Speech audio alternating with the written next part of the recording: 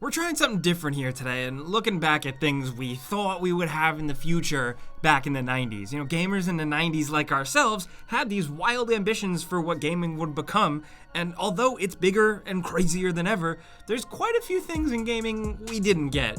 Or like we half got, or sorta got. Expectations meeting reality here today, with 10 things 90s gamers thought we would have by now, but we totally don't. Starting off at number 10, we still don't have completely destructible environments. Now, to be fair, we're close, but it's selective at best. We have stuff like Battlefield 5 and previous Battlefield games really pioneering the way you can blow away buildings, and there's been some really cool stuff going on. But when we were younger, we dreamed of the days where you could shoot through any wall, explode any building, and we still only have moments and snapshots of that in games. Now, of course, if you want to be realistic and think about it, it's not practical to design stuff like that. For some games, it still just doesn't work out and resources are limited, of course. But pie in the sky dreams in the 90s, with the rate gaming has always been growing, we thought we would see more stuff like that. We're still stumbling on those ambitions. We had things like Crackdown 3, which was initially hyped to be fully destructible with all this impressive stuff,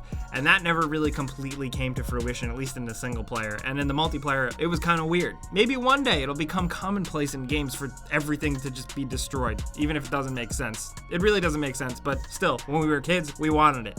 Now, next up at number 9, we have real-world, hyper-realistic physics. This is getting a little more technical and stuff, but we thought in games, when you really shot someone or killed an enemy or anything, or fighting games, things would be so incredibly realistic, and I'd say that they're still just not quite there. Maybe that's us being a little cynical. I still think body physics and stuff have really peaked with Rockstar and what they do, specifically even in something like Max Payne 3. If you shoot a guy at the top of the stairs in Max Payne 3 and he falls down those steps, it's still incredibly real looking. Red Dead Redemption 2 also had really impressive stuff with just how characters fell down and how they moved. But overall, real big picture stuff, more realistic movements and physics, but also just in the environment and with objects, we're still not there. Really, I think we got the idea from seeing all those tech demos back in the day. Every time there was a new console, we get all these fancy, flashy tech demos of how things worked and how molecules were rendered and how things can fall. But then the console or the tech comes out and the games never really actually take advantage of that stuff,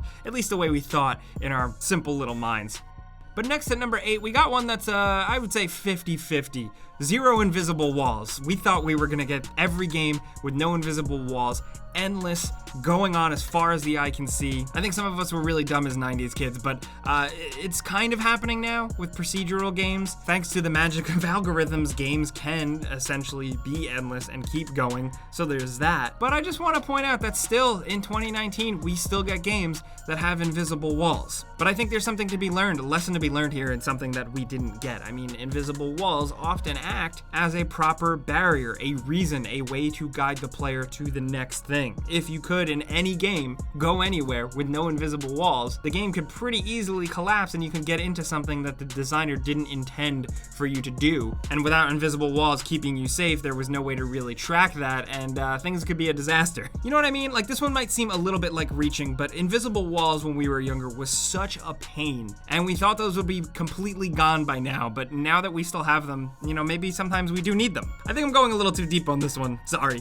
But next at number 7, we thought by now video game movies would really take off. They would prove to the mainstream audiences why video games are so great and why we love them, but video game movies are still mostly pretty rough. Even in the late 90s, by now we'd think that we would have a Metal Gear Solid movie, but we don't. There's not a lot of video game movies, and when they come out, for the most part, really, with a couple of notable exceptions, mostly they're all not very good, or they just don't live up to the game. But not for lack of trying. Credit where credit is due. They have been trying, and they have been throwing way more money at these properties as Hollywood realizes gaming is a big ass thing. But no, we're not at the point where, at one point, comic book fans never thought that movie theaters would be saturated with all sorts of comic book movies. I think a lot of us thought that it could have been like that with video games, but we're not there. We didn't get that. On the flip side too, playing younger games, maybe on the humble Sega Genesis, we never thought that video game storytelling would actually be able to challenge Hollywood in terms of just like how a story is told through a medium and like can it be up to that caliber. And now in 2019 it really is. There are some good ass stories out there, so hell yeah, video games, good job.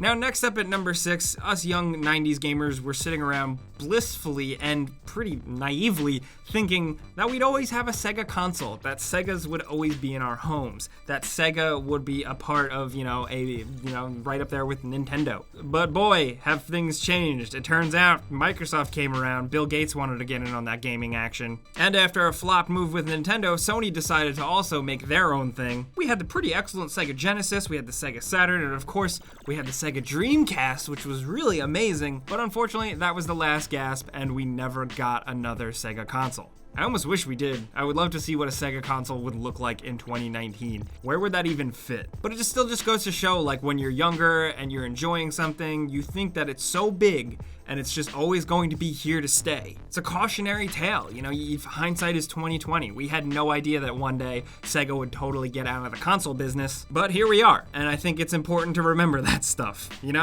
Because next at number 5, we thought we would always get video game demo discs, and those are almost nearly gone. Video game demos have, changed completely. We don't see them as much as we used to at all, in general, but you can occasionally still download a demo digitally from a marketplace. So there is that, but demo discs really have gone the way of the dodo. They almost completely cease to exist. The last example we can think of is the PlayStation VR.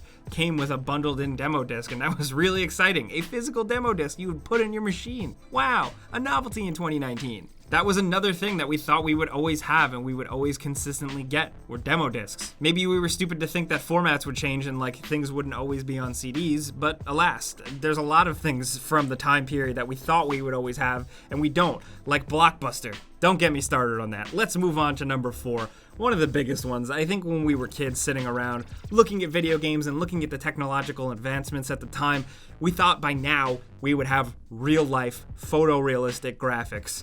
And we certainly do not. Now, of course, look, dude, I want to be totally fair. Video game graphics are amazing. We make videos every day, and we are consistently just blown away by how games look and what people can create now in 2019. That's why we're here. But we don't have the most hyper-real, ultra-realistic, photorealistic graphics by any means. I don't know if we ever will, because it's almost like it gets too far and it's like, what's the point? Then of course there's always the concern of the uncanny valley where things look so realistic. It kind of freaks our monkey brains and our monkey eyes out and it just doesn't make sense. I think we could get to that point. I don't know, but I will say we now have pretty good water graphics. There's that. Yeah, good job, guys. Now coming down to number 3, in the 90s, we thought by now we would totally get crazy new peripherals that changed the game. Controllers that were amazing and totally rethink the way we play a game with a controller in our hands. We thought the Virtual Boy and most importantly the Power Glove from Nintendo was just kind of like a flash in the pan, but eventually in the future, we would have a real Power Glove that was totally awesome, right? Now, we don't. Sorry. This is another one where there are certain examples that can be nitpicked. The newest VR controllers can track your fingers. That's pretty damn incredible. But still, look at the basic controller. Your DualShock 4, your Xbox controller, whatever. It's kind of the same. If you really, really boil it down, there's innovations. I get it, man. They're wireless now, which is absolutely huge. The PS4 has a touchpad that's barely used for anything. The Xbox One controller has really, really specific rumble motors that give you realistic vibration feedback. But at the end of the day, these things are still just pieces of plastic with a circuit board, a couple of buttons, and a joystick. That's it. That's all we've got. We had that in the 90s and we have that now. It kind of bubbled up here and there. People thought the Wii and motion controllers were the future. People thought Kinect was the future. They were certainly interesting for a time, but no, they were not the future. Honestly, at this point, if you want me to get a little philosophical again, I guess maybe some things shouldn't be changed. Still, I don't know. I talk about that anytime a new console comes around. I always hope that they completely drastically rethink the controller, the whole idea around it. I mean, shout out to the Nintendo Switch for kind of breaking things up with the Joy-Cons. They're detachable. You can connect them. They do a couple of different things. That's some variation, but we're hoping that eventually we're gonna get something completely new and innovative, But down to number 2, in the 90s, we thought by now we would totally have games with giant worlds where every single building and shop was explorable. Sorry, kid, we're definitely not there yet. Now, there are some games where you can go inside. quite a bit actually, very impressively. It's still not really what we had in mind as kids, you know? NPCs can be programmed, they have their routines, they have gotten pretty complex and very interesting with how they work, but still, we're not completely getting that full, connected, lived-in world with a real sense of space where everybody has a real actual place to live in like dense cities. Like, you know, you look at Grand Theft Auto 5 and not every NPC has their own little apartment in an apartment complex somewhere. That's not a thing. That doesn't make sense. Again, this is another one. This is something we really wanted, and it's definitely something that we're getting very, very close to. But still, we think it's kind of funny to point it out anyway. But down to number 1, finally, I think this is the biggest thing, is that in the 90s, we thought by now VR would be dominating. We thought we would have VR that was like on the level of like what you see in Black Mirror now. Like full, like you go in a pod or you just put on a little helmet and then you're transported to this digital world where you feel like you're really there. We do not have that at all. Now, I totally like VR. I love VR in 2019. It's great. It's not for everybody, but I talk about it whenever I can. But I can also acknowledge that you're literally still just strapping a screen to your face. How can we get past that? You know, how can technology evolve past that? We don't know yet. Things are coming up little by little, but it's no Ready Player One, that's for sure. And as kids in the 90s, we definitely thought we would have that by now. But really, I want to also point out that when I was a kid in the 90s, I thought we would have flying cars by now, and I was totally wrong about that. What an idiot. What was I thinking? And that's the point of this video, just looking at what we do have and what we don't have and just appreciating it all. In a weird little nostalgia, philosophical retrospective, I don't know what this video is, but I want to talk to you guys down in the comments. If there are some things you thought we would have in games by now here in 2019, be sure to drop it in the comments because this could be a really interesting conversation. But if you enjoyed this video and had a good time and maybe learned something, clicking the like button is the best way you can help us out. We really appreciate that, for real. And if you're new, consider subscribing and hitting that notification bell too, because we put out videos every single day. But as always, thanks for watching. We'll see you guys next time.